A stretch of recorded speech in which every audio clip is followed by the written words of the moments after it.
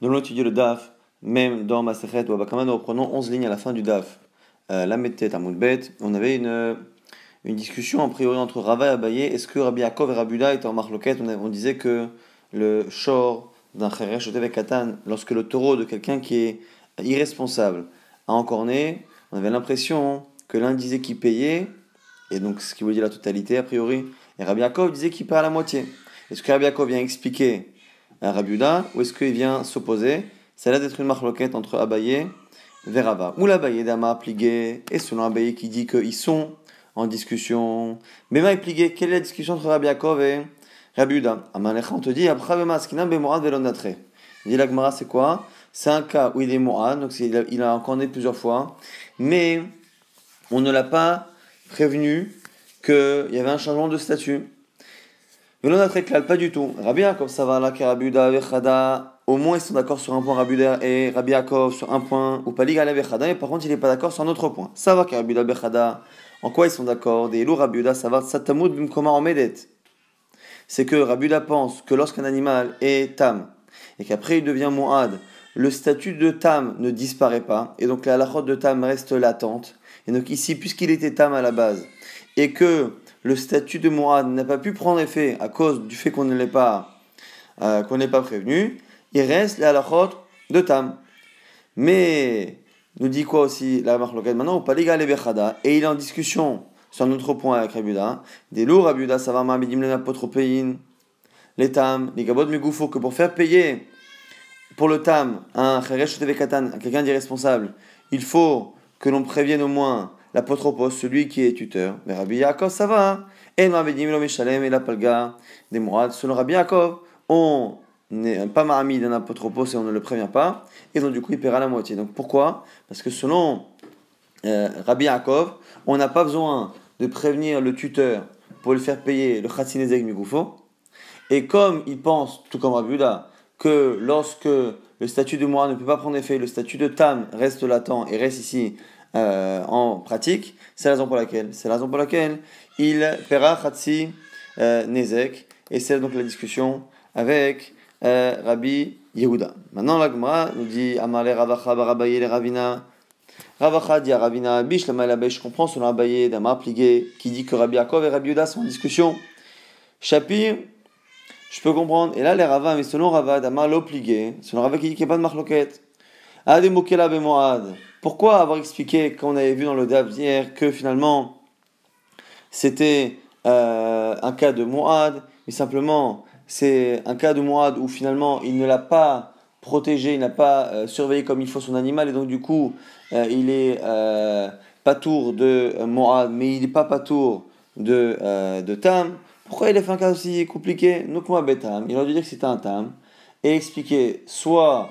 Parce que finalement, il n'y a pas de marloquette. Soit tout le monde, c'est Rabbi Uda et Rabbi Yaakov pensent pareil. Il est Rabbi Uda. Soit c'est comme Rabbi Uda, des avadle shmira pruta, velo avale shmira merula. Comme Rabbi Uda, et ce sera un cas donc, où la shmira n'était pas comme il faut. Donc la shmira n'était pas comme il faut. Et donc du coup, c'est la raison pour laquelle il paiera Khatsinezek. Et selon tout le monde, il est Rabbi Eliezer ben Yaakov, ou selon Rabbi Eliezer ben Yaakov, des lo avile shmira klal, qui lui a un avis différent. C'est un cas où il n'y aura pas de shmira du tout. Détania, comme c'est marqué dans une braïta, Rabbi Eliezer ben Yaakov Omer, Echatam vechan moad, sheshamran shmira pruta, pturin. Lui pense, Rabbi Eliezer ben Yaakov, que même pour le tam, une shmira pruta, une petite shmira, est suffisante pour le rendre patour. Et donc du coup, on aurait une façon d'expliquer que c'est soit Rabbi Uda, soit Rabbi Eliezer ben Yaakov, et Akamashman Rabbi Yaakov, les Mamedim, la apotropos. Les tam, les gabot migoufo. Et donc on aurait dit que c'est quoi le chidouche de Rabbi Uda et de Rabbi Yaakov qui vient dire que Hasidek migoufo? C'est que finalement, ma'amedim l'apotropin, les tam, les gabot migoufo, que l'on peut, on nomme un apotropos et on le prévient pour justement faire payer Hasidek migoufo. Et donc c'est ça le chidouche. Pourquoi avoir expliqué que c'est un cas de Moad et que la shmira elle n'était pas comme il faut? Amarle, achikama. Alors réponse, faut dire comme ça selon Rava. Chada de ilbetarte ta'ama. Faut dire que finalement, ce qu'a dit Rabbi Yaakov pour expliquer Rabbi Uda est une halakha qui peut être comprise de deux manières. Et donc effectivement, ça peut être compris comme tu as dit à l'instant, mais ça peut être compris comme moi ce que j'ai dit Rava, donc à la fin du daf, d'hier, c'est-à-dire que c'est un cas où la shmira n'est pas assez bonne pour le rendre patour de tam, mais assez bonne pour le rendre patour de morad, et c'est pour ça que finalement on lui laisse le statut de tam, et on lui fait payer khatsi, nezek, migoufo. Maintenant, autre proposition pour expliquer la discussion entre Rabbi Yaakov et Rabbi Yehuda. On a dit soit Abaye l'a expliqué d'une manière, soit Rava pense que c'est pas une marloquette. Maintenant, Ravina propose une autre explication de la marloquette. Ravina Mar Reshut Meshana Ika Benayu. La marloquette entre les deux, c'est ce qu'un changement de domaine change de statut de l'animal, parce que l'animal change de propriété. Ika Benayu Kegon Dava Moad Venit Pakach Heresh Ishtafa Shote Vegdi la Katan. C'est un cas, donc la discussion porterait sur un cas où l'animal est Moad et qu'il est dans les mains de quelqu'un qui est a priori irresponsable, et cet irresponsable devient responsable, donc il change de statut totalement. Donc s'il est sourd-muet, il devient entendant, s'il est fou, s'il est petit, il deviendra saint ou adulte. Rabbi Yehuda, ça va à Reobeches Kato. Selon Rabbi Yehuda pense qu'il restera comme il est, donc c'est pour ça qu'il paye les Shalem. Rabbi Yaakov, ça va. Reshul Meshana. Rabbi Yaakov pense que un changement de domaine, un changement de statut, change le statut de l'animal. Maintenant, entendons Rabbanan Braïta, apotroposin, Meshalmi Mina Alia. Les tuteurs, lorsqu'ils doivent payer pour les héritiers, ou pour donc ceux qui les représentent parce qu'ils sont irresponsables, ils paieront minalia, ils paieront pas avec l'animal qui est encore né, mais ils paieront minalia à partir d'autres biens. Ve'en mishalmim kofer, et ils ne paieront pas le kofer qui est la valeur de la personne que l'on paye lorsque l'animal a tué. L'agma dit Mantana, qui est le Tana qui pense ça dans cette braïta, qui pense que kofra, que le fait de payer le kofer à la valeur de la personne, c'est kapara, c'est une expiation d'une faute. Veyatmela vene kapara, et que les yitomim, les héritiers, ne peuvent pas être considérés comme étant bar kapara, puisque finalement c'est le père qui avait un animal, et l'animal du père a encore né quelqu'un, c'est lui le père qui pour son expiation personnelle doit payer kapara, mais les enfants, autant ils doivent payer les dettes de leur père, mais la kapara l'expiation de leur père, non. Donc qui pense ça, Ninou?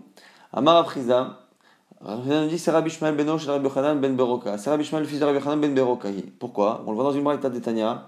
Venatan pidyon nafsho. Lorsqu'on dit qu'on paiera, il devra donner le pidyon nafsho, la valeur de son âme. Et là-bas on a une marloquette. Demen Isaac, premier avis qui pense qu'on donnera la valeur de la victime.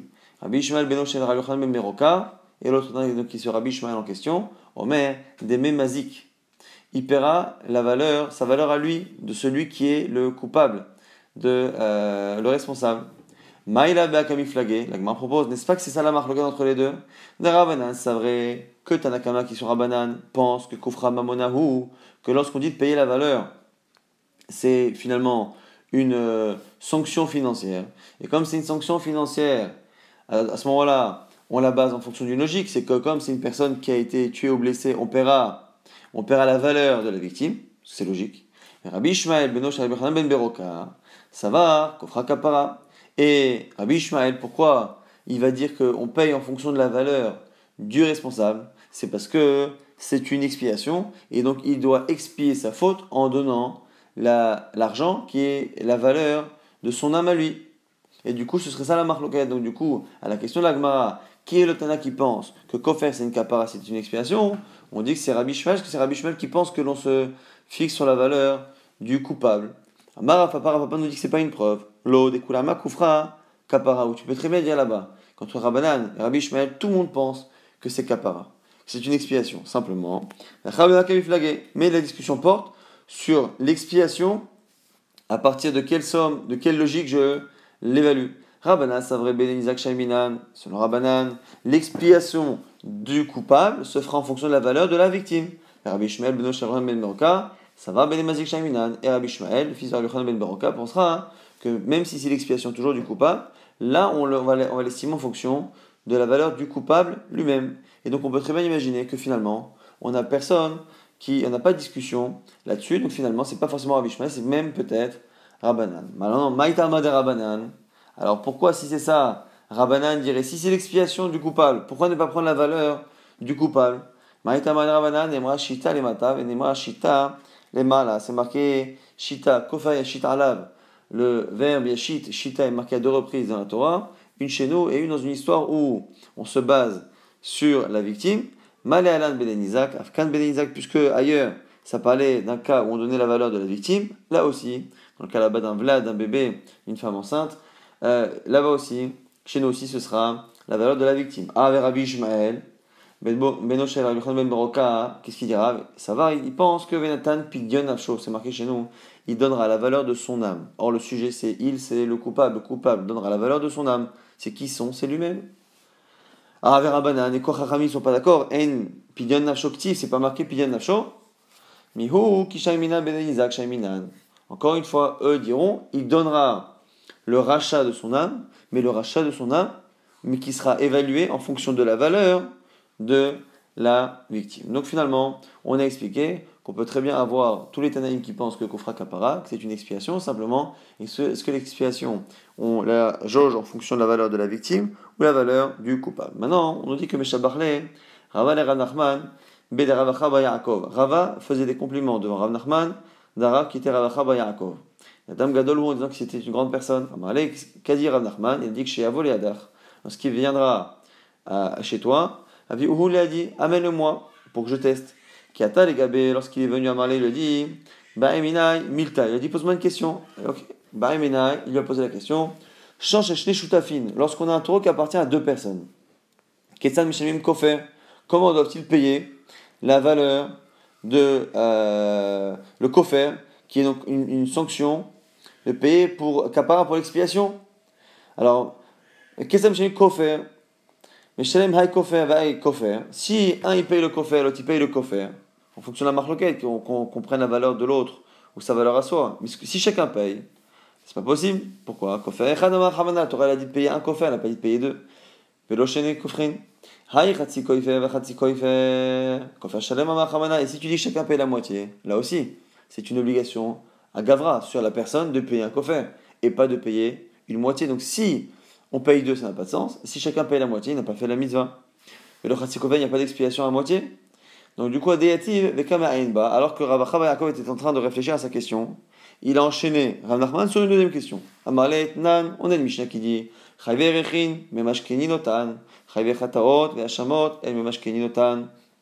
Lorsque quelqu'un doit donner une valeur au Beth Amikdash, Chayve Rechin doit donner Erech, il a dit je donnerai au Beth Amikdash ma valeur, la valeur de mon âme ou la valeur de telle personne, et la Torah a dit que telle personne, en fonction de l'âge, du sexe, vaut tel argent. Donc en disant ça, il doit l'argent à Beth Amikdash. Et une autre manière de devoir l'argent à Beth Amikdash, c'est celui qui a fait une faute et qui doit avoir Chatot Vachamot.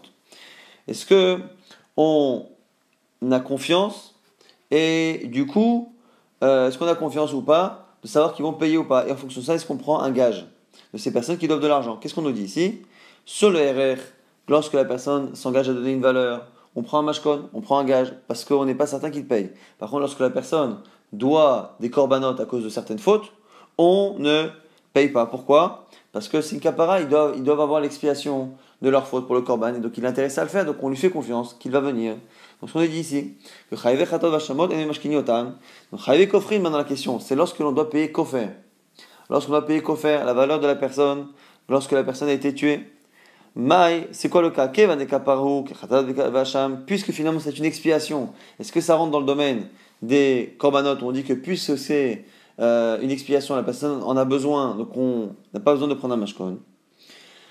Et du coup, c'est comme ça, c'est très chamour pour lui, velo bae, mashkoné, on ne demande pas un mashkon. On dit moi peut-être qu'il va de l'echavre, hu devae, miyadzale, mamonahu, ou peut-être parce que quand il doit donner à l'autre cette valeur, c'est comme du mammon, c'est comme finalement une dette. Vélo, la gavoa, c'est pas pour Kadosh Baruch Hu. Vélo, chamir, allez. Donc du coup, est-ce que, même si c'est une kapara, puisqu'au final il donne pas à Hachem et il donne à un être humain, est-ce que dans sa tête, c'est peut-être pas si grave de ne pas le donner, et du coup, peut-être qu'il faut lui prendre un mashkon pour être sûr qu'il paye. Ou bien un mashkoné. Inami, autre possibilité. Keivan, davale chata, puisque finalement c'est une faute. Ou mamonehu, et que c'est son argent ou des hazik. Dans le hulochata, lui, il n'a pas fauté. Mamoné ou des hazik, c'est son mamon, son argent, son taureau qui est encore né. L'ochamir milta, il avait pareil, c'est pas très grave à ses yeux. Ou baïm, je connais donc deux raisons de dire qu'il faut être marmir, parce que lui-même ne fait pas très attention, soit parce qu'il ne paye pas au Beit HaMikdash ni Hachem, mais qu'il paye à un homme, soit parce qu'il n'a pas l'impression d'avoir fauté, parce que c'est pas lui qui a tué simplement son taureau, ou de l'autre côté, comme c'est finalement une capara, on a l'impression que si à ses yeux ça ressemble à un korban, il va forcément tout faire pour rapporter, donc on n'a pas besoin que le gizbar du Beth Amikdash prenne un mashkon. Du coup, c'est la question. Amarlé, réponse de Rabbi Havé Yaakov qui était en train de réfléchir à la première question à la base. Comment on fait lorsqu'on a un kofer à payer, donc qui est une capara, une expiation, et que l'on a deux propriétaires? Il lui dit, Amarlé, Shafkan, laisse-moi. Isaga Bekamaita, je suis déjà pris par la première question. Donc c'est deux questions que Rav Nachman a posées à Rabbi Havé Yaakov, et a priori on n'a pas de réponse de la Gemara. Tano Rabban Braïta, Shalo Becheskata Venim Samoad, celui qui emprunte un animal en pensant qu'il est tam. Venim Samoad, et au moment où, à bout d'un moment, il se rend compte finalement qu'il est Moad, et donc du coup, qu'il faut payer Nezek Shalem Minalia. Ba'alim Mishalim Khatsi Nezek, s'il encore, qu'est-ce qu'on fait? Les propriétaires Mishalim Khatsi Nezek, Veshoel Mishalim Khatsi Nezek, on partage. La totalité du dédommagement sera partagée entre le propriétaire qui n'a pas dit la vérité et celui qui est en train d'emprunter l'animal et qui pensait avoir un tam. Dans le cas où il est arrivé, il était vraiment tam l'animal. Et après, il a encore né chez lui et il est devenu du coup Mouad. Et il le rend à son propriétaire. Si l'animal encore, le propriétaire ne paiera que la moitié et l'ancien emprunteur ne paiera rien du tout. Maintenant, on reprend le début. Ah, Marma, lorsque j'ai emprunté un animal en pensant qu'il était tam, et après il encorne, et on se rend compte qu'en plus on m'a menti, on m'a pas dit qu'il était mourad, comment on va payer? Moi je ne paye que ce qui était prévu, et le propriétaire paiera la suite pour payer enfin à la personne un ezek shalom. Donc ça c'est cette halakha que l'on reprend, Michel Khatsin ezek. Maintenant, la Gemara dit pourquoi l'emprunteur paye même la moitié d'un ezek? Pourquoi? Les malais, il a qu'à dire Torah, Sheili, Ariel Sheili. Maintenant, moi, j'ai pas prévu de faire attention à cet animal. J'ai emprunté un taureau, je n'ai pas emprunté un lion. Donc, du coup, même le fait de ne pas l'avoir surveillé, on ne peut pas le reprocher. Amar Avacha Vema Askinan. Avacha nous dit de quel cas parle-t-on? Chez Ekirbo Sheunaghan. Il avait vu que c'était un animal qui était un peu nerveux, qui avait tendance à attaquer. Il n'avait pas déjà attaqué 3 fois à ses yeux, donc il ne savait pas encore que c'était un mourad, mais il pensait que c'était un tam qui avait l'habitude. Donc le garder, on ne peut pas dire qu'il avait prévu d'avoir un mouton ou quelque chose de très très calme. Il savait que c'était un taureau qui pouvait encorner, et donc il est chayav sur le tam. Benimale il peut répondre, ok, tam she'ili, mo'alo she'ili. Ah, il a qu'à dire, attends, mais moi, je n'ai pas prévu. J'avais prévu d'avoir un tam, mais pas un mourad. Qu'est-ce qu'on va lui répondre à ça? Parce que Damar les sauf. Itam hava. Ok, tu penses avoir un tam. Mais si tu avais eu un tam et qu'il avait encore né, tu aurais payé la moitié, non? Palganiska, Baï Shalom, tu aurais payé la moitié. Ashtanami, pareil ici. Zi Shalim Palga, tu payes la moitié Niska, la moitié du Nezek. Et le propriétaire qui n'a pas dit la vérité au départ, paiera l'autre partie. Alors maintenant, on continue de défendre l'emprunteur. Venim, il aurait pu dire Itam hava Mishtalem Migufo. Attends, si c'était un tam, j'aurais payé, parce que lorsqu'on a tam, on paye Khatsinezek, Migoufo à partir de l'animal lui-même. J'aurais payé à partir de l'animal, mais je n'aurais pas cherché mon argent chez moi. Et comme l'animal ne m'appartient pas, j'aurais pas sorti mon argent. Mais on va lui répondre quoi? Allez, sauf.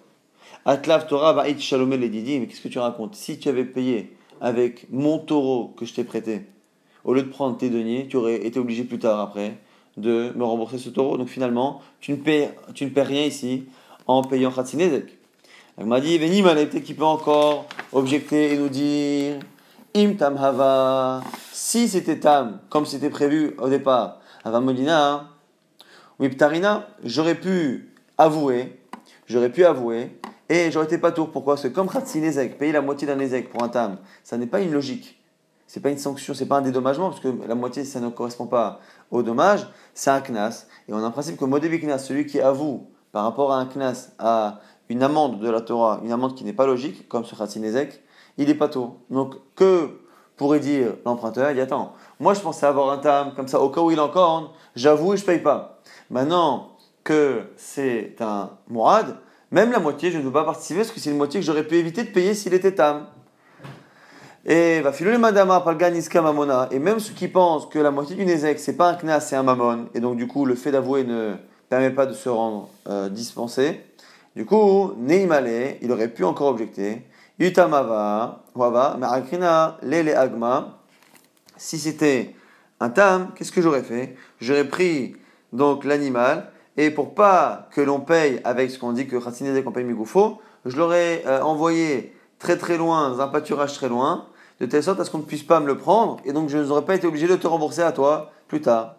Et du coup, pour répondre à tout cela, il y a la Chavamel Askinan qui gagne des Akdim Bedina, VTC, on est obligé de dire que c'est un cas où le Bedin a déjà pris l'animal. Donc du coup, on est en train de nous expliquer ici qu'on a donc un cas où l'animal a été emprunté, il était emprunté en pensant qu'il était tam, finalement il s'avère être mourad, et lorsqu'il est encore, on dira qu'ils paieront chacun la moitié, l'emprunteur et l'autre, mais pour que l'emprunteur puisse, qu'on puisse réclamer à l'emprunteur le fait de payer la moitié, il faut dire que c'est un cas où, même s'il a été tam, il aurait payé la moitié, donc c'est forcément un cas où le Bedin a déjà pris l'animal. La grand-mère dit, si c'est ça, hein, je ne comprends pas le reste. Iachi. Si tu dis que c'est le Bedin qui a pris,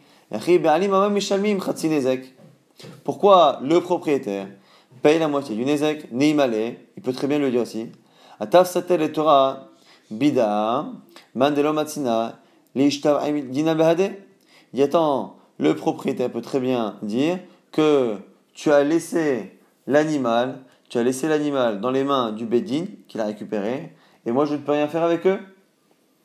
Mishum damale, I adarte ni halach, lav minar, avushaklele. Alors, réponse à ce moment-là de l'emprunteur qui dit maintenant c'est normal que tu payes la moitié, toi, le propriétaire, puisque même si je t'avais laissé, je t'avais rendu l'animal, le bédin serait venu te le saisir.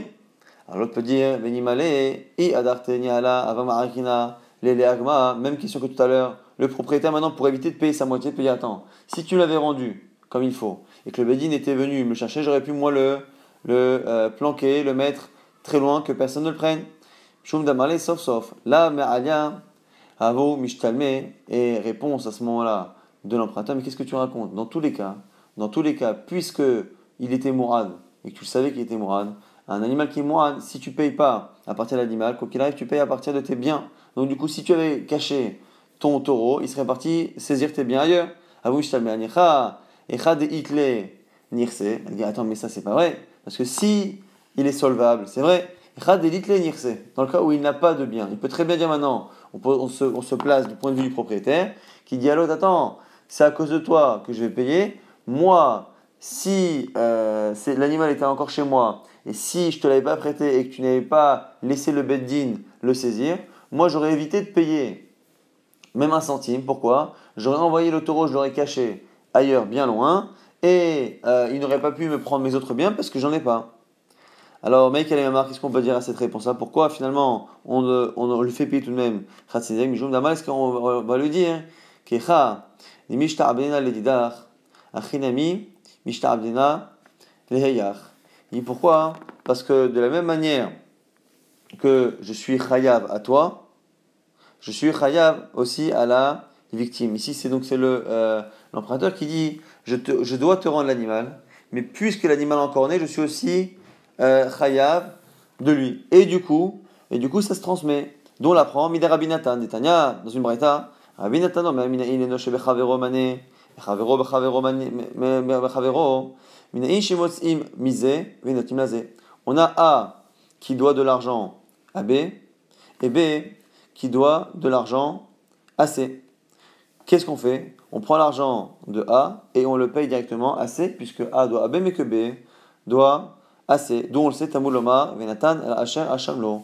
Il donnera à celui à qui il doit quelque chose, ou vers qui il a fauté, et on apprend par Dracha qu'on peut parfois faire payer le premier endetté, on le fait payer au dernier, non pas celui à qui il doit directement, mais celui à qui indirectement il peut avoir une dette, puisque A doit de l'argent à B, mais que lui-même B doit cette même somme à C, on prend l'argent de A et on l'envoie à C. Donc c'est ça la réponse qu'on lui dit, c'est qu'on lui dit écoute, au final, moi, donc je te dois de l'argent et je dois de l'argent donc à je te dois à toi et toi tu dois à la victime et donc finalement je rends directement à la victime. C'est pour ça que l'on peut accepter que l'on laisse le taureau dans les mains du Bédine et que la personne ne peut pas, le propriétaire, dire qu'à cause de cela il a perdu et ainsi de suite.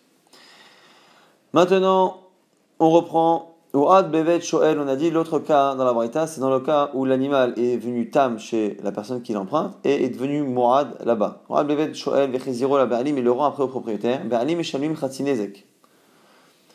Lorsque l'animal revient chez son propriétaire, il ne paiera que chatzinezek s'il est encore. Mais shoel patour mikloum et l'emprunteur d'origine ne paiera rien. Alors c'est quoi la marloquette? La Gemara dit quoi? Seifa rishut meshana.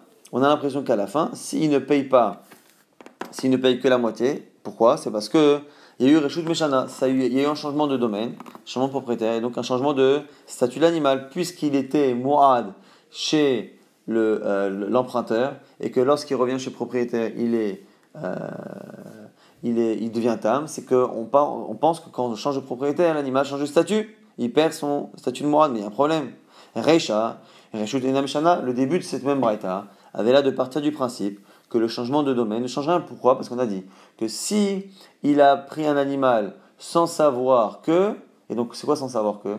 Ça veut dire qu'à la base, lorsque on prête un animal, celui qui a emprunté l'animal alors qu'il était mourad, il sera obligé de supporter le statut de mourad. Donc quand il passe du propriétaire à l'emprunteur, on a l'air de dire que le changement de domaine ne change pas le statut de l'animal, et à la fin, lorsqu'il repasse de l'emprunteur au propriétaire de base, on a l'air de dire que finalement il y a Rishon Meshana, et ça n'a pas de sens, puisque soit on pense que le changement de statut de domaine change le statut de l'animal, soit on ne le pense pas.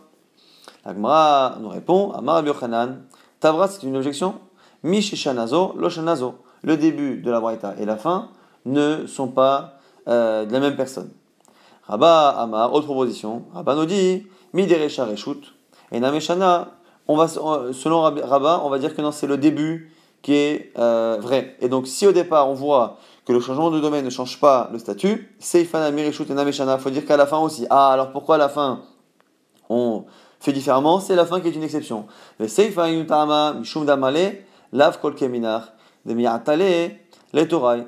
Pourquoi à la fin on ne dit pas ça? C'est parce que à la base, un changement de domaine ne change pas le statut de l'animal. Simplement, dans le cas de la fin, c'est spécial. Pourquoi? Parce que le type prête un animal et il le prête alors qu'il est tam, l'autre le rend mourad en le laissant encorné, et l'autre dit attends, moi je t'ai prêté un animal qui est tam, mais tu me rends un animal qui est mourad. Donc c'est pour ça que dans ce cas-là, il restera sur le statut de base. C'est pas qu'il y a le changement de domaine qui a fait quelque chose, c'est que la personne qui est propriétaire restera sur le statut de l'animal tel qu'il l'a prêté.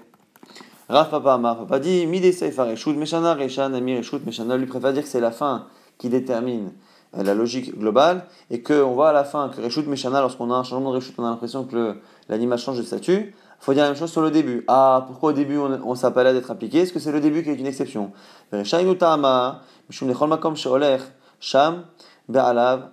Pourquoi au début c'est différent? C'est parce que tant que ça passe du propriétaire à un prêteur, on estime que la réputation et le nom du propriétaire va avec. C'est-à-dire que je suis le propriétaire de l'animal, lorsque je le prête, les gens continuent de dire que c'est mon taureau. Et donc, puisque lorsqu'il était chez moi, c'était mon taureau qui est mourad, lorsque je prête, les gens diront c'est le taureau de monsieur qui est mourad. Mais lorsque par contre c'est l'inverse, il est devenu mourad chez l'emprunteur, le nom de la personne qui l'a emprunté ne restera pas attaché à l'animal, et donc le statut non plus. Donc s'il devient mourad chez l'emprunteur et que le propriétaire le récupère, on ne dira pas ah tiens c'est le taureau qui a été emprunté par monsieur et qui est devenu mourad par monsieur.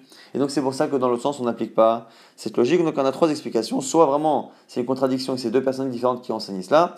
Soit on dit qu'en réalité en général on pense que le changement de domaine change de statut, ou exactement l'inverse. Et la contradiction qu'il y a dans la Braïta, et il y a à chaque fois au fait qu'il y ait une exception.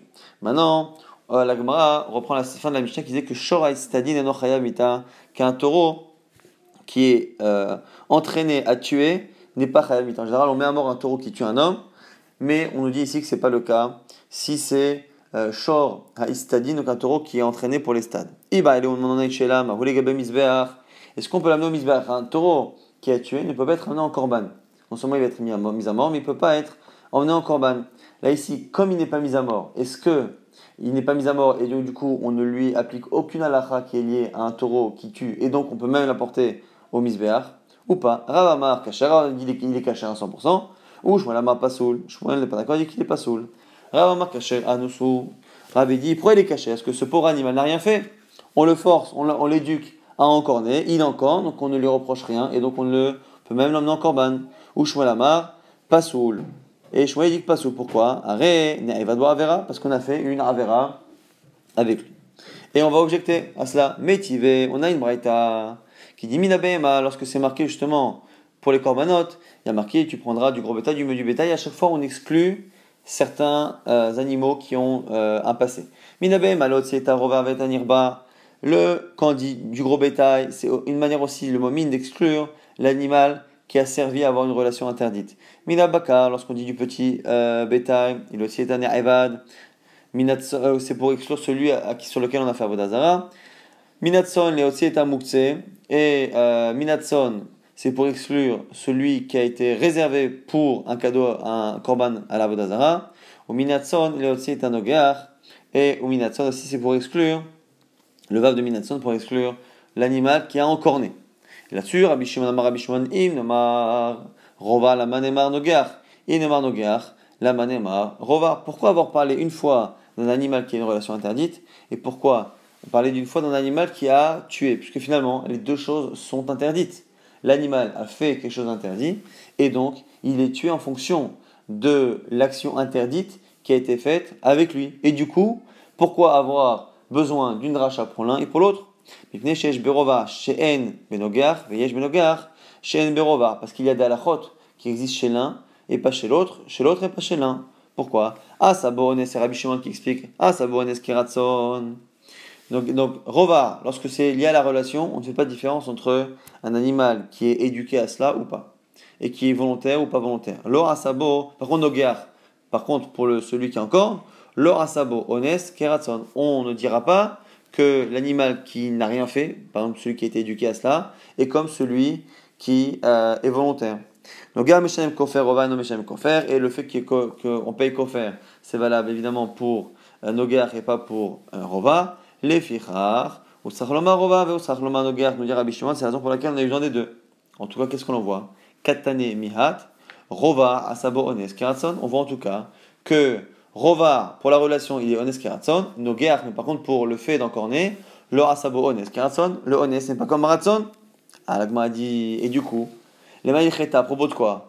Les korban, n'est-ce pas que c'est par rapport au korban? Et on aurait la réponse à notre question. Et donc, une objection à Shmuel. Comment Shmuel peut dire qu'il est pas saoul? Alors qu'on a une braïta qui nous dit que contrairement à la relation interdite, le fait qu'un animal en corne, on fait une différence entre un animal qui a été éduqué à cela et l'autre. Honnête, c'est pas comme Ratson.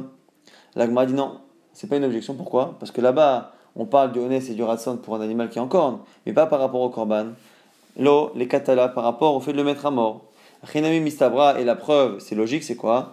Car si c'était par rapport au korban, no geach lo asa bo'ones kiratson, lavones d'idée, ktiv, velorason d'idée, ktiv, et la lave, les katala, la Gemara nous explique que finalement, si c'est par rapport à korban, il n'y a pas de raison réellement de parler de ones ou de ratson, c'est pas son ones, c'est pas son ratson, donc du coup ici on n'a pas d'objection à Shmuel, puisque finalement le sujet était par rapport à la mise à mort de l'animal, et non pas par rapport au fait de l'apporter en korban.